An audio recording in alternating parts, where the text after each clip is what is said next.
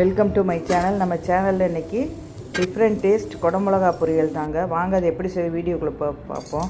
முதல்ல கொஞ்சமாக குக்கரில் எண்ணெய் ஊற்றிட்டு கடுகுளுந்த பருப்பு, மிளகா வத்தல், கருவேப்பிலை, சின்ன வெங்காயம் பொடிசா நறுக்கினதை போட்டு வதக்கிட்டு அது கூடவே நம்ம ஊற வச்ச பாசிப்பருப்பை போட்டு ஒரு விசில் விட்டு இறக்கிட்டு அதுக்கப்புறம் நம்ம பொடிசாக கட் பண்ணி வச்சுருக்க குடமிளகாயை போட்டு தேவையான அளவு உப்பு போடணுங்க.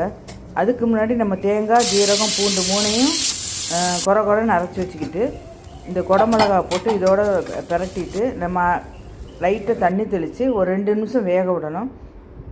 வெந்ததுக்கப்புறம் நம்ம அரைச்சி வச்சுருக்க தேங்காய் கலவையை போட்டு நல்லா மிக்ஸ் பண்ணிவிட்டு திரும்பவும் 2 நிமிஷம் அடுப்பில் வச்சுட்டு எடுத்தோம்னா நம்மளோட சுவையான டேஸ்டான குடமிளகா பொரியல் தயாருங்க. இது நமக்கு புளிக்குழம்போட ரசத்தோடு சாப்பிட்றதுக்கு நல்ல டேஸ்ட்டாக இருக்கும். இந்த பொரியல் டேஸ்ட் பொரியல் ரெசிபி பிடிச்சிட்டா மற்றவங்களுக்கு ஷேர் பண்ணுங்கள். தேங்க்யூ.